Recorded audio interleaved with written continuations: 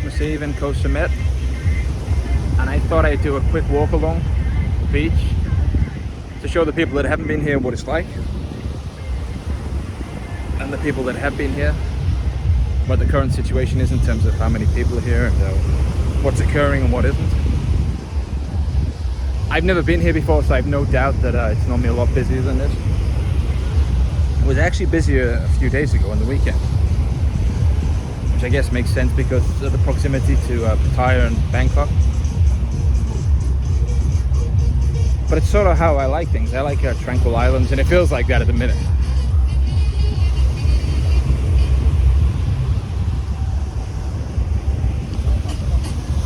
As well as your restaurants, and most of the customers are Thai. There's a lot of couples.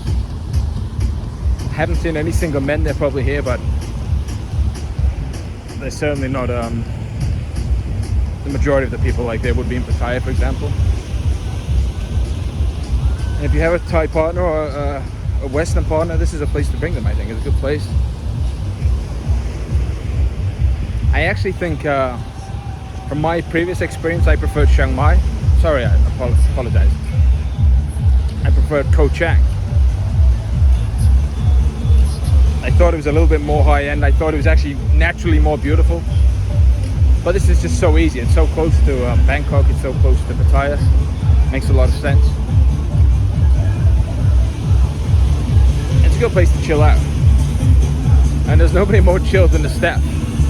If you're impatient like I am, you've got to leave that at the door, because getting a drink is it's hard work at times.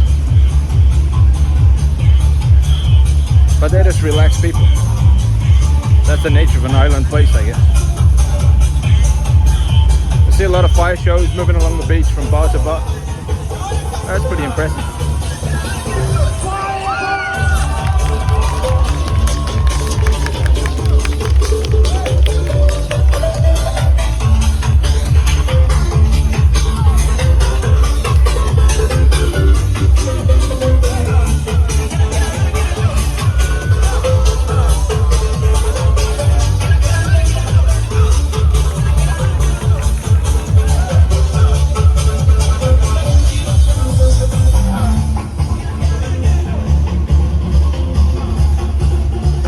The fire show to some extent, it's fun, but there's only so many times you can watch it where it's still interesting. I tend to find my interest in other things.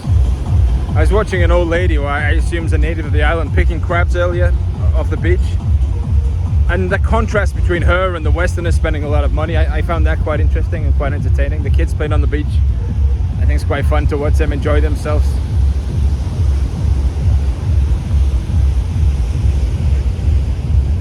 For the most part, I think people here are happier than they are in some of the other places I've been in Thailand, and by that I mean the tourists. It's not a place you come to find yourself. You've already found yourself if you're here, I think.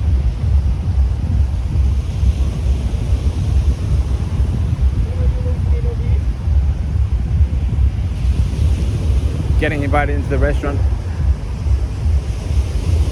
And I have to say, Thailand in general now is certainly not what it normally is.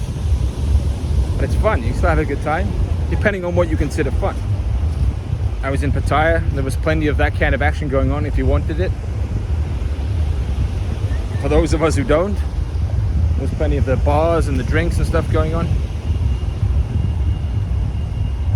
I think a lot of guys would find this place probably quite boring and mundane. But it depends what you want in life. If you just want to chill with your girlfriend or your wife, or even bring a girl from one of the other places, I think it's good. I think to stay in Pattaya for a month or 2 months or 3 months, you need an escape from it.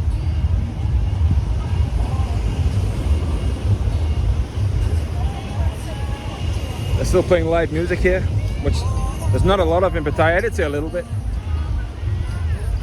The majority of the people here are Thai, no question about that. Majority of them. But there are Western couples here as well.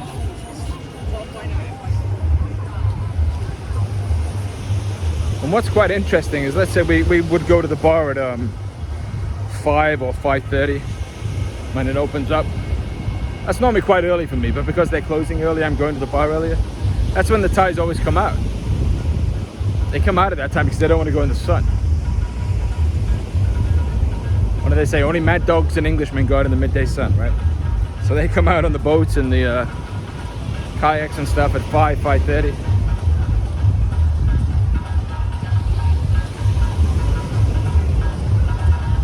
So this is the bar we've been sitting in here.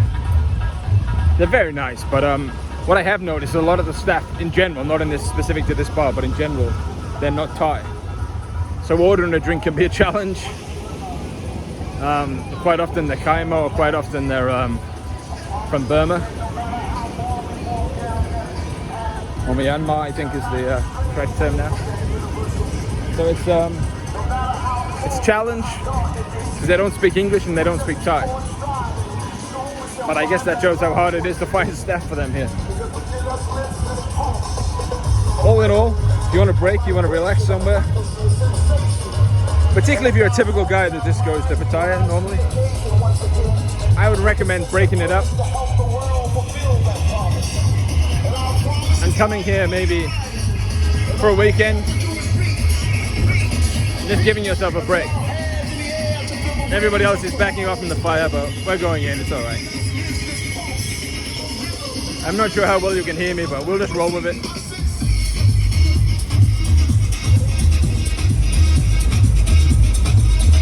It'll be interesting to know how these guys divvy up their money, because actually they make pretty good tips. They're very popular in Krabi, they're popular in Koh Chang, these fire shows. But if there's a lot of Westerners there, especially if there's a lot of Americans who tend to tip very generously, they can make good money.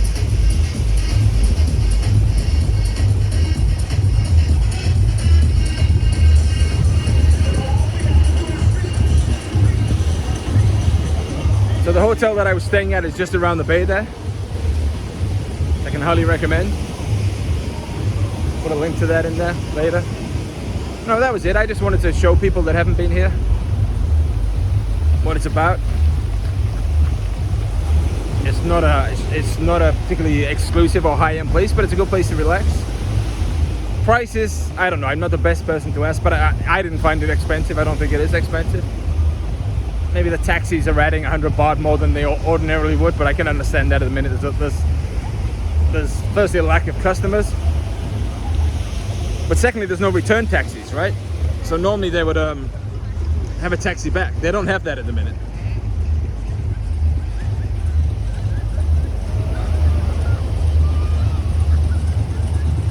I think if you can give another 100 baht or 200 baht here or there, it's not going to hurt you. And these people have really suffered for a couple of years financially in a way that we haven't, or most people haven't in the West. So that's it. I hope everybody has a Merry Christmas, friend or foe. Hope you're with your families, your loved ones. Kiss your wife. Make sure you spend time with your elders because they won't be here forever. And peace and goodwill to everybody. Merry Christmas.